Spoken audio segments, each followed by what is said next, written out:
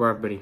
Aston Villa 0, Manchester United 0. This is the match reaction. I think overall, is this Ten Hag's last game? We talk about that dissected, talking about individual player performances as well. But listen, this game against Aston Villa was a huge game for Manchester United and could have been Ten Hag's final game. Listen, I think we actually started off the game very, very well.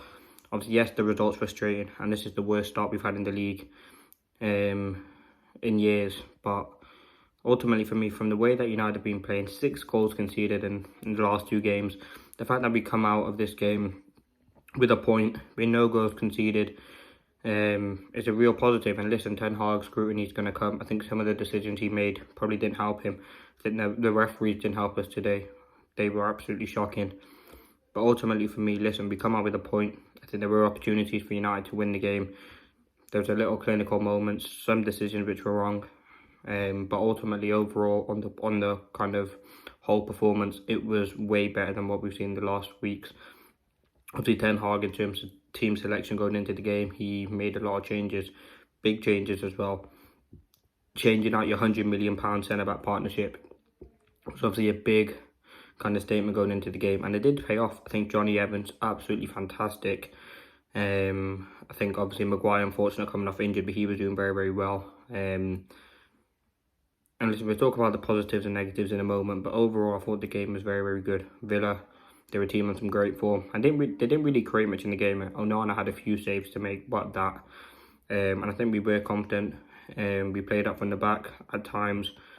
We didn't make that many mistakes in midfield. There were a few sloppy challenges, but other than that, I think Erik Ten Hag got a lot right. Now let's talk positives. As I said, Johnny Evans, fantastic. What a performance. If you compare it to that Lisandro Martinez performance, it was night and day. Johnny Evans today was absolutely colossal. World-class quality, duels, tackles, everything. And listen, he might be 37 or 36, but he literally knows what it's like to play in a United shirt. And it was a big call from Ten Hag to drop his 2 centre-backs that he signed. And ultimately, I think it did pay out. I think Villa didn't really have a threat. I think Johnny Evans dealt with Ollie Watkins fantastically well. I think when De Ligt came on as well, he was very, very sharp. Obviously did make that little slip up where Philogene could have scored, but other than that, I think he was really, really good. In terms of other positives, I think in midfield we are much more compact.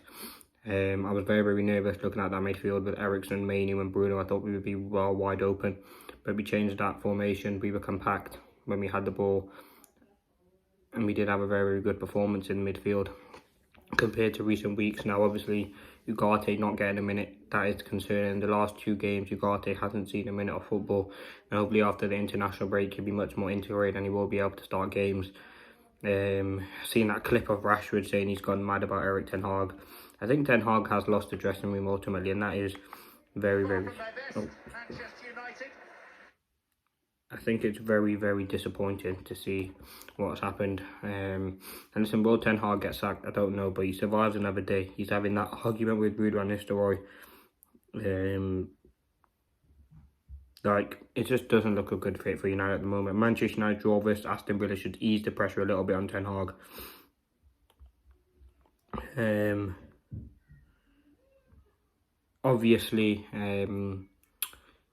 Obviously, there's a meeting scheduled during the week to kind of decide Erik Ten Hag's future and see what happens. I think players did put a fight out there though today. I think some player performances though weren't great. If you want to move on to sort of the negative side, I don't think Garnacho was good today. I don't think Rashford was good today. I don't think the wingers did really do. I think Rashford was sharp, like he looked good, had a few one-on-one chances, hit the target a few times, but it just wasn't a good performance. I think he helped out defensively as well, and you could see his frustration when he came off saying that Erik Ten Hag has gone mad. Like, as I said, the dressing room is being lost, but hopefully now Erik Ten Hag, he should have the international break. We should obviously have some more clarity on the future of Ten Hag after this game. I think it was a very, very good draw. I think obviously he probably set up to get that draw anyway. But ultimately for me, listen, it was a positive draw.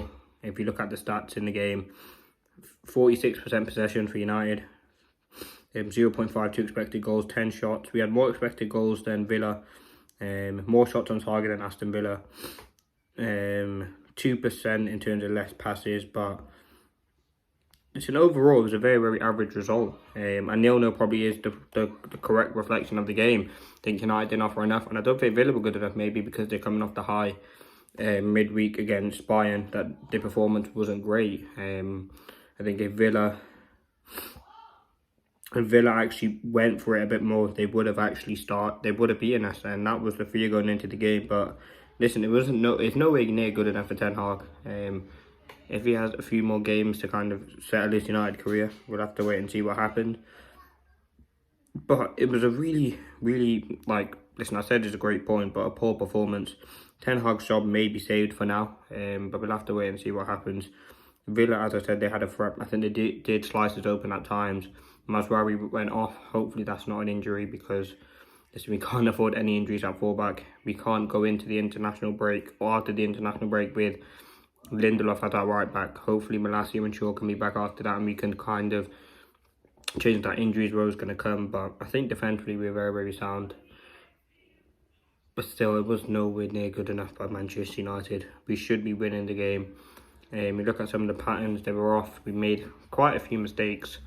But I think Erik ten Hag will obviously dissect it. Do I want to keep him? Listen, I would. I don't think sacking him is the best option right now. But if there's no identity, the team that he started with, I don't think, people are saying it was sabotage. I don't think it was a team that Erik ten Hag needed and wanted to win the game. Now, ultimately, for me, we go into the international break with a point. Worst league start ever. After 7 games, 8 points, -3 goal difference. Is it, 13 points dropped this season, only 5 goals scored. Brentford scored more in one game than United have in the whole season, or the same amount anyway. So we really have got to get our act together after the international break. We've got some big games coming up. We've got our next 5 games after the international break. If Ten Hag is still in the job, could be real deciding. We've got Brentford, Fenerbahce, West Ham, Leicester in the Carabao Cup, and Chelsea. They are huge games. And listen, Ten Hag may not make the international break after that meeting that they have, Ineos and co, obviously, who were at the game today. They will probably talk about the future of Erik ten Hag. And they probably will make a decision. I mean, he could be sacked, come in by the end of the international break, which obviously many fans would love to happen. I think keep him for now, and let on to see what happens. But I think in terms of players, they look like they tried. They gave a bit today. I think we didn't create enough chances, but we should have definitely scored. I mean, Bruno free kick, Anthony from the rebound, and I think some of the subs that Erik ten Hag didn't help himself. But it's just nowhere near good enough for Manchester United. Let me know your thoughts and opinions in the comments. Thank you for watching. Hope you did enjoy. This has been the match reaction for Manchester United 0-0 versus Aston Villa. Another game done. Another poor result from United. Where do we go from here? Let me know your thoughts. We'll be discussing it obviously all throughout this international break week with some topic based videos. Thank you for watching. Peace.